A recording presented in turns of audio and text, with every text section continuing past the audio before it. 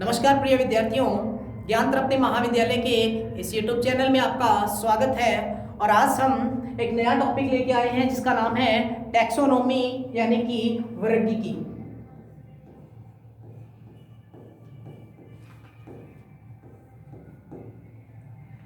जिसमें हम सबसे पहले अध्ययन करते हैं क्लासिफिकेशन की यानी वर्गीकरण की।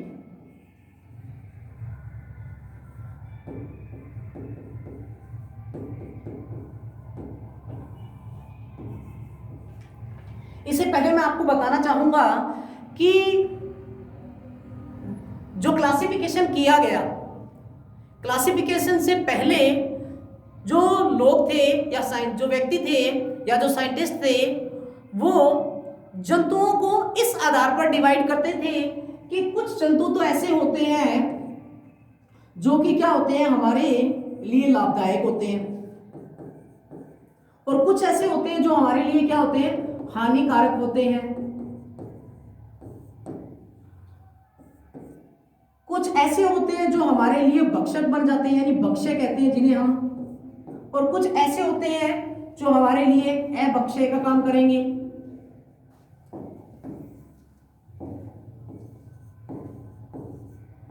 यानी कि प्राचीन काल में जो जंतु जगत और पादप जगत था, उनमें पाए जाने वाले जंतु जगत की बात करते हैं हम, तो जंतु जगत के अंदर जो एनिमल्स थे उनको बांटने का जो काम किया गया, उनके संरचना के अनुसार या फिर कहें उनके कार्य के अनुसार, उस समय में इस प्रकार का कोई भी क्लासिफिकेशन नहीं दिया गया था। तो देखो, उस समय में जो जंतु जगत था उसको वर्गीकृत किस प्रकार किया गया। प्राचीन समय में जंतु जातियों को समानताओं एवं असमानताओं के आधार पर,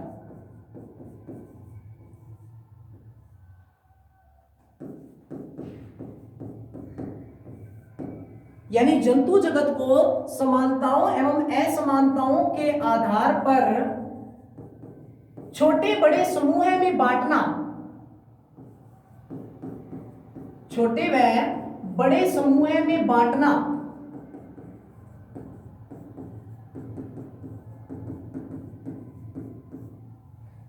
बांटना ही क्या कहलाता था, वर्गीकरण कहलाता था।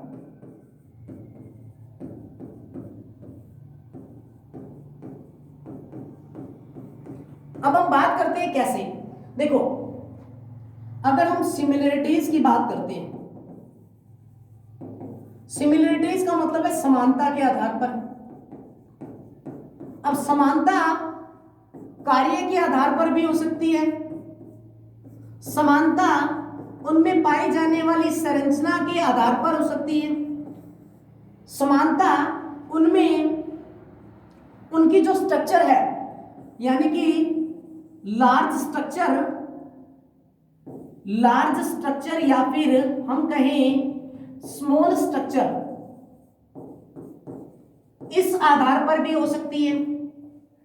तो समानता के यहां पे कई कारण दिए गए।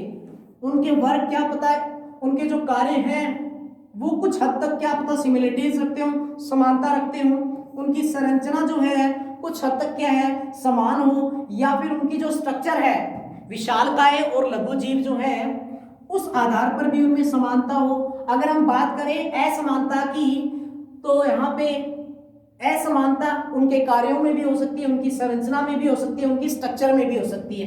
तो हम क्या कहते हैं कि जंतु जातियों को समानताओं एवं असमानताओं के आधार पर छोटे व बड़े ग्रुप में, यहाँ पे छोटे और बड़े ग्रुप का मतलब क्या है, छोटे व बड़े समूह है, किस प्रकार के समूह है, यानी कि देखो, छोटे और बड़े समूह से मतलब है कि छोटे समूह में वे जंतु शामिल किए जाते हैं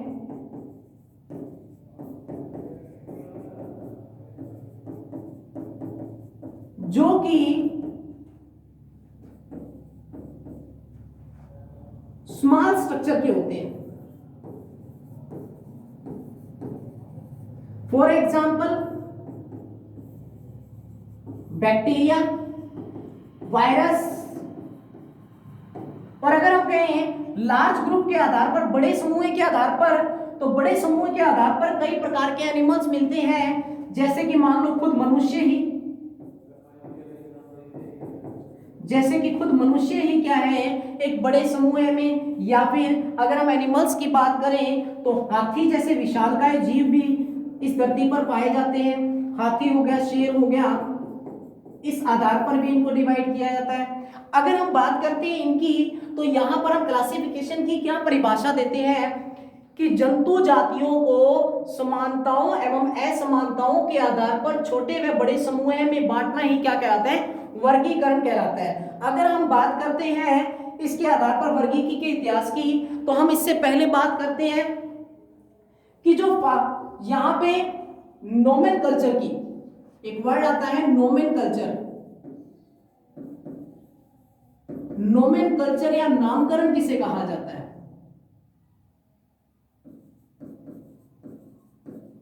नोमेनकल्चर या नामकरण किसे कहा जाता है? तो देखो, नोमेनकल्चर यानी नामकरण पद्धति।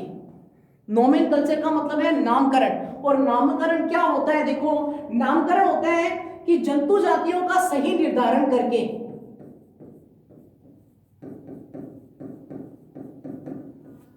जंतु जातियों का सही निर्धारण करके, जंतु जातियों का सही निर्धारण करके उन्हें एक वैज्ञानिक नाम देना, साइंटिफिक नेम देना।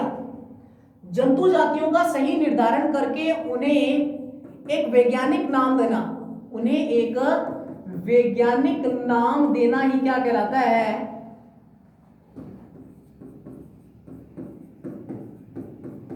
देना ही यहां पे नामकरण या नोमेनकल्चर कहलाता है। देखो, आपको मैं इसको इस तरीके से समझाता हूं कि मान लो कोई भी मानव का खुद का मान लो नामकरण, जिसको हम नामकरण पद्धति कहते हैं, नोमेनकल्चर रूल कहते हैं, नामकरण। मान लो मानव है, मानव का वैज्ञानिक नाम क्या है? Homo sapiens. क्या है? Homo sapiens. इसी प्रकार अगर मैं बात करूं शेर की, तो शेर का नाम क्या है? पैंथरा लियो। और अगर हम बात करें यहां पे तेंदुए की, यहां पर हम कहें तो ये पैंथरा टाइग्रिस।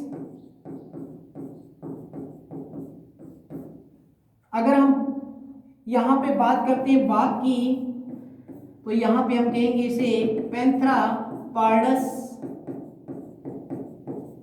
यानी कि जो वैरायटी है मानव, शेर, तेंदुआ और बाघ की जो वैरायटी है, जिसमें मानव को होमो सेपियंस का, शेर, तेंदुआ और बाघ की जो तीन वैरायटी है, जिन्हें पैंथरा लियो, पैंथरा पार्डस या पैंथरा टाइग्रिस भी कहा जाता है, उन्हें हम क्या कहेंगे? नोमेनकल्चर। यानी जंतु जातियों का सही निर्धारण करके इन्हें एक साइंटिफिक नेम देना। जिस प्रकार मैं कहूं कि मान लो इस संसार में इतने सारे एनिमल्स पाए जाते हैं कि उनको सभी को एक विशेष प्रकार के फाइलम के अंतर्गत रखा जाता है, जिन्हें हम क्या कहते हैं? जंतु जगत। यानी कि अगर हम बात करें कि मान लो जलीय जीव जो है, जलीय जीव जो है, जैसे कि मान लो फिशेस है, उन्हें हम किस में रखते हैं? उन्हें हम यहाँ पे फिशेस जो वर्ग है, उन्हें हम कहेंगे यहाँ पे जितनी भी फिशेस होती हैं उन्हें हम यहाँ पे फिश बायोलॉजी के अंतर्गत रखते हैं, फिश बायोलॉजी के अंतर्गत। इसी प्रकार अगर हम किसी भी चीज का, कोशिका का अध्ययन करते हैं, तो उसको किसके अंतर्गत रखते हैं? सेल बायोलॉजी के अंतर्गत। तो ये चीजें जो है ये क्या होती है, यहाँ पे इनको नोमेनकल्चर के रूप में समझाया गया। अगर मैं बात करूं कि यहाँ पे वर्गीकीय के इतिहास की, तो देखो वर्गीकीय के इतिहास में सबसे पहले जो फादर ऑफ जूलॉजी है, father of zoology, father of zoology का मतलब है जंतु विज्ञान का पिता। जंतु विज्ञान का पिता। फादर ऑफ जूलॉजी किसे कहा जाता है? फादर ऑफ जूलॉजी कहा जाता है अरस्तु नामक वैज्ञानिक को, जिन्होंने सबसे पहले जंतुओं के बारे में रिसर्च की। तो फादर ऑफ जूलॉजी जो है, यानी जंतु विज्ञान का जो पिता है, उन्हें कहा जाता है कौन? अरस्तु। अरस्तु ने देखो सबसे पहले जंतु जगत को जो बांटने का काम किया वो आरबीसी के आधार पर किया। अरस्तु की एक पुस्तक है जिसका नाम है हिस्टोरिया एनिमेलियम। अरस्तु के द्वारा लिखी गई एक पुस्तक थी जिसका नाम है, अरस्तु के द्वारा लिखित पुस्तक जिसका नाम है हिस्टोरिया एनिमेलियम। हिस्टोरिया एनिमेलियम। यहां पे देखो वर्ड से समझ आ रहा है,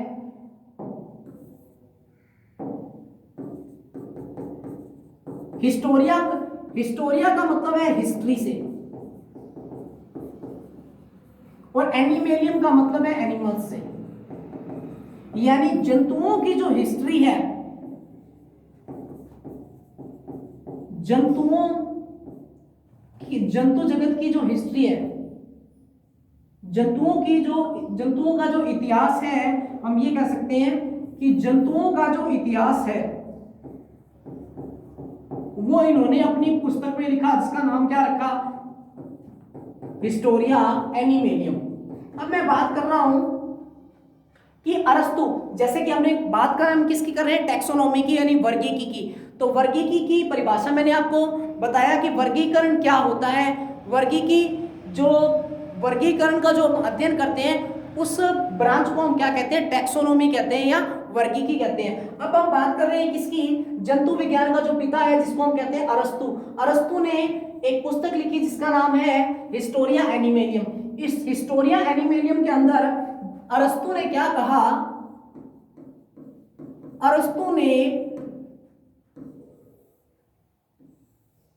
सभी जीवों को दो वर्गों में बांट दिया। एक होते हैं एनेमा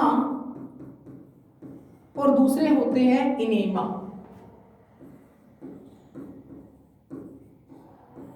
यहां पे देखो एनेमा, ANAIMA, एनेमा, और जो इनेमा वर्ड है ENAIMA, enema.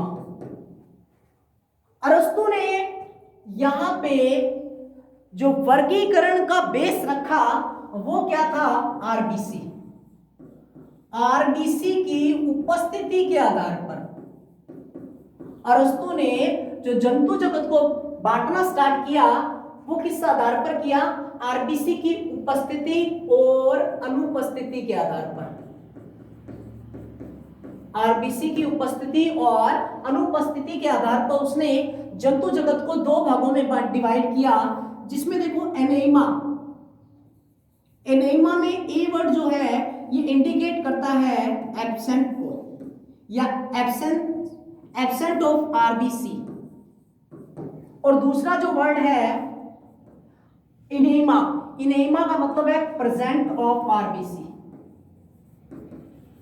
Present of RBC यानी कि हम ये कह सकते हैं आरबीसी की अनुपस्थिति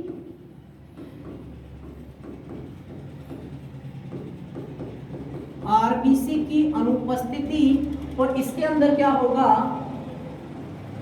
आरबीसी की उपस्थिति। देखो एनेमा, हम डेफिनेशन क्या देते हैं? एनेमा में उन जंतुओं को सम्मिलित किया जाता है, उन जंतुओं को शामिल किया जाता है। एनेमा में उन जंतुओं को शामिल किया जाता है जिनके शरीर में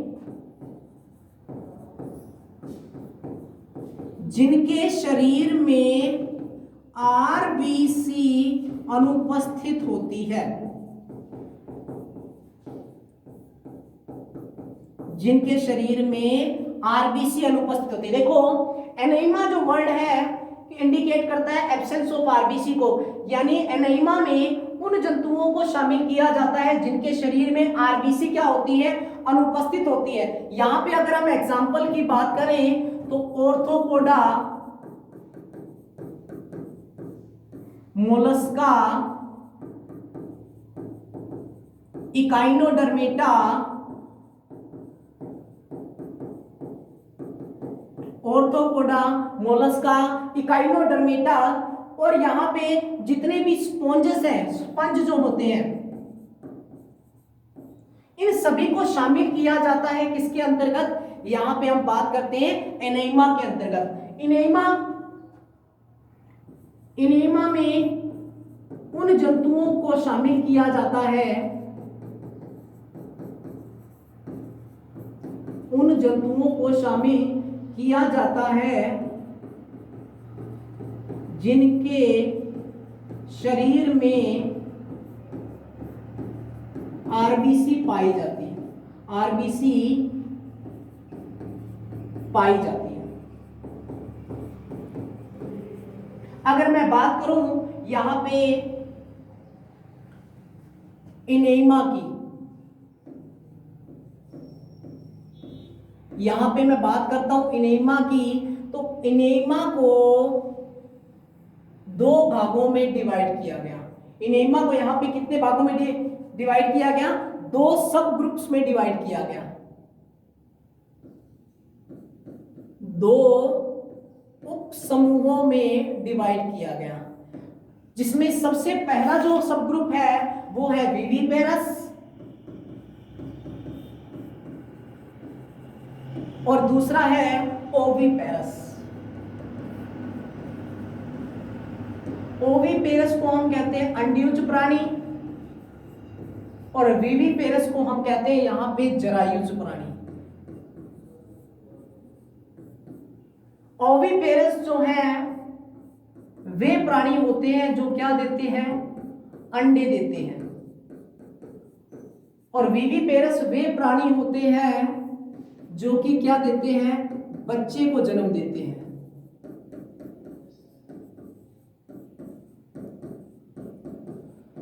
ओविपेरस और विविपेरस में क्या फर्क है, विविपेरस वे प्राणी होते हैं जो क्या करते हैं, जो बच्चे को जन्म देते हैं, जैसे कि मनुष्य है, व्हेल मछली है, मनुष्य होगी, व्हेल मछली होगी, पशु होंगे, और जबकि ओविपेरस के अंदर उनको शामिल किया जाता है जो कि यहां पर क्या देते हैं, अंडे देते हैं। और अंडे देने वाले प्राणियों में जितने भी उभयचर हैं, एम्फीबियंस जिनकी हम बात करते हैं, जैसे कि यहां पे मेंढक, इसके अलावा जितने भी सरीसृप पाए जाते हैं वो क्या कहलाते हैं, यहां पे विविपेरस। हम इस चीज को दोबारा एक बार इंडिकेट करते हैं। देखो यहां पे हमने क्या कहा, हमने कहा कि टैक्सोनॉमी क्या है, जंतु जातियों को समानताओं और असमानताओं के आधार पर छोटे बड़े समूह में बांटना ही क्या कहलाता है, वर्गीकरण कहलाता है। वर्गीकरण का जो पिता है, हम यहाँ पे बात करें अगर वर्गीकरण के पिता की, तो उससे पहले हम बात कर लेते हैं कि समानता और असमानता क्या होती है। समानता मैंने बताया आपको, यहाँ पे समानता कार्य के आधार पर, समानता के आधार, संरचना के आधार पर, या उनकी जो संरचना है, चाहे वो लार्ज हो चाहे वो स्मॉल हो, छोटे ग्रुप में अगर बात करें तो लार्ज ग्रुप आते हैं और स्मॉल ग्रुप आते हैं। लार्ज ग्रुप के अंदर मनुष्य, हाथी, शेर जो है, और छोटे ग्रुप के अंदर बैक्टीरिया और वायरस जो है वो आते हैं। अगर मैं बात करूं यहाँ पे नोमेनकल्चर की, तो जंतु जातियों का सही निर्धारण करके उन्हें एक वैज्ञानिक नाम देना ही क्या कहलाता है, यहाँ पे वर्गीकरण कहलाता है, जिसके अंदर मैंने मानव, शेर, तेंदुआ और बाघ को लिया। नेक्स्ट के अंदर देखो मैंने कहा फादर ऑफ जूलॉजी जो है उन्हें क्या कहा जाता है, अरस्तु, यानी जंतु विज्ञान का जो पिता है। यानी वर्गीकरण के बारे में सबसे पहले जो वैज्ञानिक थे जिन्होंने बहुत उन्हें अच्छे से डिफाइन, उन्हें अच्छे से क्लासिफिकेट किया, जो कि कौन थे, अरस्तु थे। अरस्तु ने क्या कहा अरस्तु के द्वारा अरस्तु ने अपनी एक पुस्तक लिखी जिसका नाम था हिस्टोरिया एनिमेलियम। हिस्टोरिया एनिमेलियम ऐसी पुस्तक थी जिसमें उन्होंने एनिमल्स की हिस्ट्री को लिखा, यानी जंतुओं के इतिहास को लिखा, जिसमें अरस्तु ने क्या कहा, अरस्तु ने जंतु जातियों को किस आधार पर डिवाइड किया, आरबीसी की उपस्थिति और अनुपस्थिति के आधार पर। उन्होंने कहा कि जंतु जगत जो होता है उनको दो ग्रुप में डिवाइड किया जाता है, एक होता है एनीमा और दूसरा होता है इनेमा। एनीमा में उन जंतुओं को शामिल किया जाता है जिनके शरीर में आरबीसी क्या होती है, अनुपस्थित होती है। ऑर्थोपोडा, मोलस्का, इकाइनोडर्मेटा और स्पंज जो भी है, इन सब इस संघ में पाए जाने वाले जो प्राणी हैं उनमें आरबीसी की अनुपस्थिति होती है, जबकि इनेमा जो होते हैं उनमें प्रेजेंस ऑफ आरबीसी पाई जाती है, यानी आरबीसी की उपस्थिति होती है इनेमा के अंदर। इनमें उन जंतुओं को शामिल किया जाता है जिनके शरीर में आरबीसी पाई जाती है। तो हमने यहाँ पे इनेमा को दो सब ग्रुप्स में डिवाइड किया, एक होते हैं विविपेरस और दूसरे होते हैं ओविपेरस। विविपेरस क्या होते हैं? विविपेरस वे प्राणी होते हैं जो बच्चों को जन्म देते हैं, जैसे मनुष्य, व्हेल और पशु जो हैं। अगर हम बात करें ओविपेरस की, तो ओविपेरस क्या होते हैं? वे प्राणी होते हैं जो क्या देते हैं? अंडे देते हैं। यहाँ पे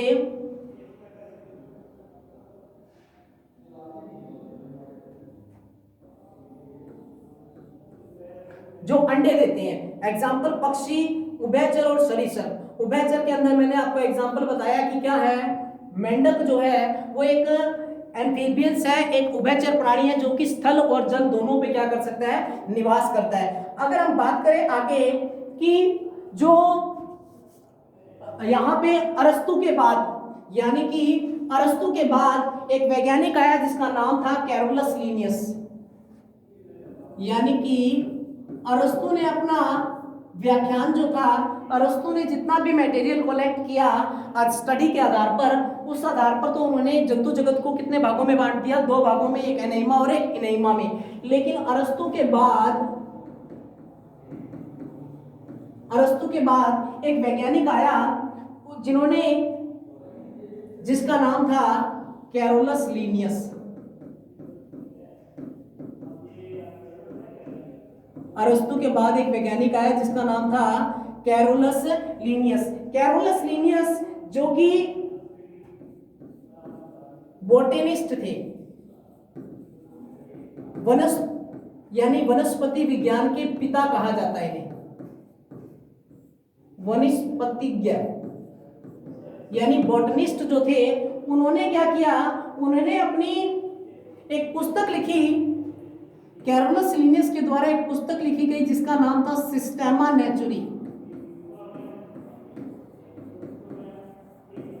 देखो, अरस्तु के बाद दूसरा वैज्ञानिक कौन आया? Carolus Linnaeus.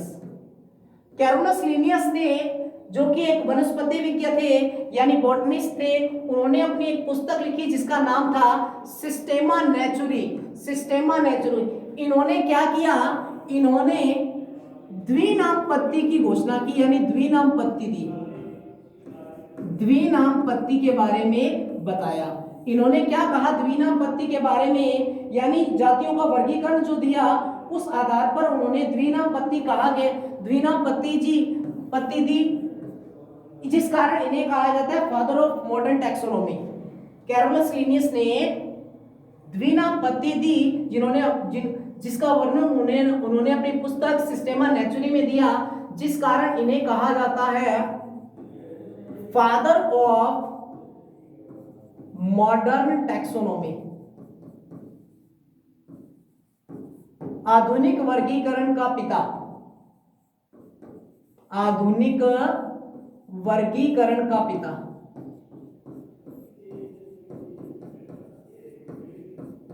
देखो, हम बात किसकी कर रहे हैं? हमने बात पहले की थी कि जो जंतु जगत इतना विशाल है उसको उन्होंने क्या किया? उन्होंने वर्गीकृत किया। किसने? अरस्तु ने जंतु जगत को बांटा कितने आधार पर? दो आधार पर, एक होते हैं एनेमा और दूसरे होते हैं इनेमा। एनेमा और इनेमा को इन्होंने डिवाइड किया। लेकिन अरस्तु के बाद जो वैज्ञानिक आया कैरोलस लीनियस, उन्होंने जो कि एक वनस्पति विज्ञ थे, उन्होंने अपनी एक पुस्तक लिखी सिस्टेमा नेचुरी। जिसके अंदर उन्होंने वर्णन किया किसका, द्विनाम पत्ती का, जिस कारण उन्हें क्या कहा जाता है, फादर ऑफ मॉडर्न टैक्सोनॉमी, आधुनिक वर्गीकरण का पिता। अगर आपसे पूछा जाता है तो आप क्या बताओगे, कैरोलस लिनियस को कहा बताया जाता है। अब बात करते हैं हम यहाँ पे द्विनाम पत्ती की। यहां पे हम बात करते हैं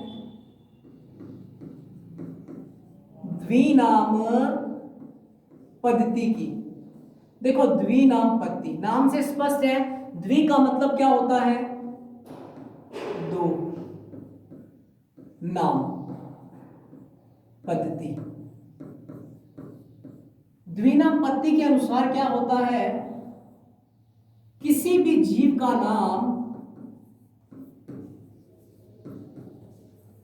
किसी भी जीव का नाम दो शब्दों से मिलकर बना होता है। किसी भी जीव का नाम दो शब्दों से मिलकर बना होता है।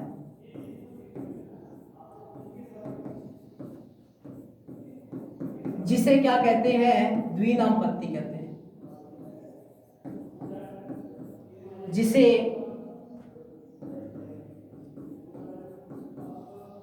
द्विनाम पद्धति कहते हैं। देखो किसी भी जीव का नाम कितने शब्दों से मिलकर बना होना चाहिए, दो शब्दों से मिलकर बना होना चाहिए, जिसे हम कहते हैं द्विनाम पद्धति, जिसमें पहला नाम उसके वंश का तथा जो दूसरा नाम है तथा दूसरा नाम जाति का होता है। द्विनाम पद्धति में पहला नाम वंश का और दूसरा नाम जाति का। इसका मतलब है वंश प्लस जाति इज इक्वल टू द्विनाम पद्धति।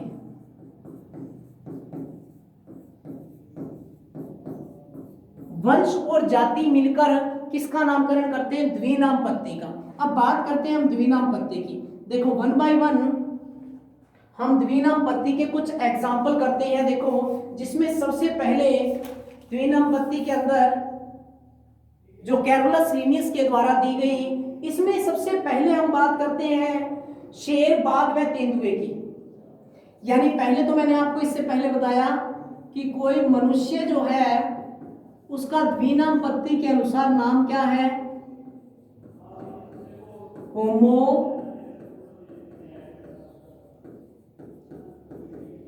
सैपियंस। दूसरा जो है शेर, बाघ, तेंदुआ।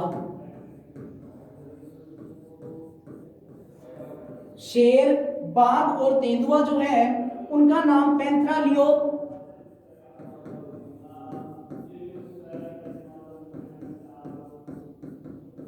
पैंथरा टाइग्रिस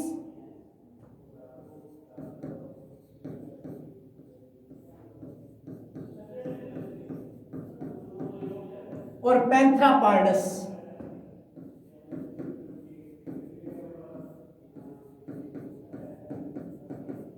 देखो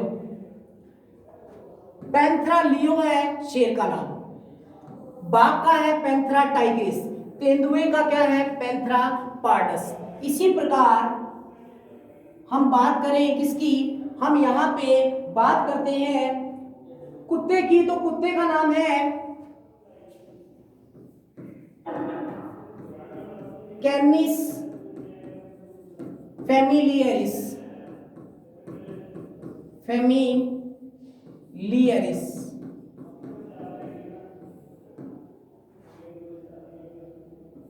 अगर हम बात करें यहाँ पे, ये तो हो गए मनुष्य, शेर और कुत्ते के बारे में। अगर हम बात करें यहाँ पे मधुमक्खी की, तो मधुमक्खी जो होती है उसका नाम है एपिस इंडिका।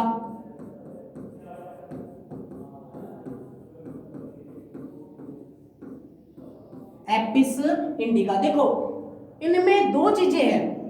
मनुष्य के अंदर होमो जो है वो किसको इंडिकेट करता है, इसके वंश को, और सैपियंस जो है वो इंडिकेट करता है इसकी जाति को।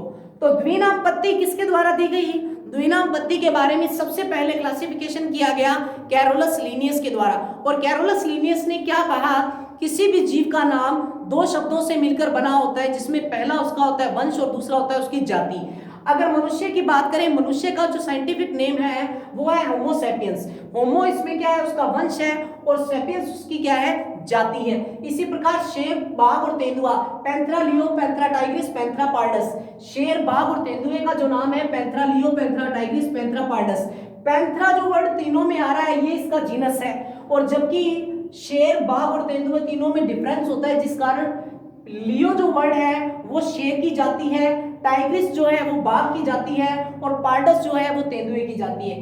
कुत्ते का जो नाम है वो उसके वंश को इंडिकेट करता है, यहाँ पे कैनिस, और जो फैमिली है, यानी सॉरी फैमिली क्या, जो जाति है उसकी स्पीसीज जो है फैमिलियरिस, फैमिलियरिस उसकी स्पीसीज है। मधुमक्खी एपिस, एपिस जो है उसका वंश है, इंडिका उसकी जाति है मधुमक्खी। अगर मैं बात करूं यहाँ पे प्लांट की, ये तो सारे के सारे हमने किसकी बात की, यहाँ पे हमने बात की एनिमल्स की। अगर मैं प्लांट्स की बात करूं तो प्लांट्स का क्लासिफिकेशन जो है वो भी इसी आधार पर किया जाता है। जैसे कि मान लो यहाँ पे मिर्च है, मिर्च का नाम है कैप्सिकम एनुमम। अगर मैं बात करूं गोभी की प्लांट में, तो गोभी का नाम है यहां पे, सॉरी गोभी के बारे में, गोभी नहीं, हम यहां पे बात करते हैं टमाटर की। टमाटर की बात करें तो इसका नाम है लाइकोपर्सिकॉन एस्कुलेंटम।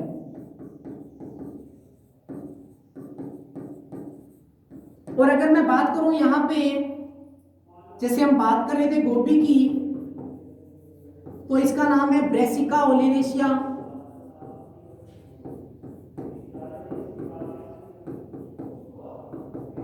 अगर हम बात करें यहां पे कपास की, तो इसका नाम है गोसिपियम स्पीसीज।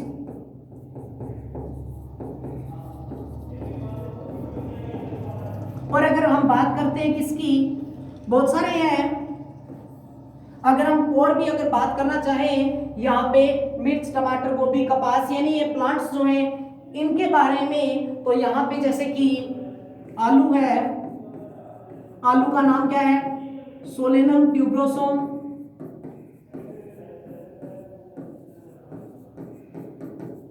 ये सब क्या है, ये द्विनामपत्ति से मिलकर बने हैं। Capsicum annuum, Lycopersicon esculentum, Brassica oleracea, Gossypium species. आलू का है सोलेनम ट्यूब्रोसोम, सोलेनम इसके वंश को इंडिकेट कर रहा है, ट्यूब्रोसोम इसकी जाति को इंडिकेट करता है। तो ये सारे के सारे पार्ट्स जो हैं वो द्विनामपत्ति के आधार पर आते हैं। अगर मैं बात करूं यहाँ पे द्विनामपत्ति के बाद जो बात की गई, द्विनामपत्ति के बाद बात की गई त्रिनामपत्ति की, तो देखो यहाँ पे त्रिनाम, द्विनामपत्ति के बाद एक पत्ती और दी गई जिसका नाम है त्रिनामपत्ति। यहाँ पे त्रिनामपत्ति की बात करूं तो त्रिनामपत्ति के अंदर किसी भी जीव का नाम, वंश, जाति प्लस उपजाति, इन तीनों से मिलकर किसका नामकरण होता है, त्रिनामपत्ति का। यानी द्विनामपत्ति के बाद त्रिनामपत्ति भी विकसित की गई, जिसमें एग्जाम्पल है भारतीय कौवे का। भारतीय कौवा जो होता है उसका साइंटिफिक नेम है कॉवर्स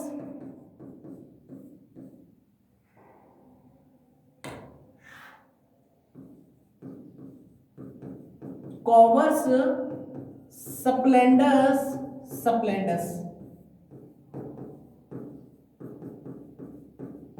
ये भारतीय कौवे का साइंटिफिक नेम है कोवर्स स्प्लेंडस स्प्लेंडस। इसी प्रकार अगर हम बात करें जू की, जिसका नाम है पेडिकुलस।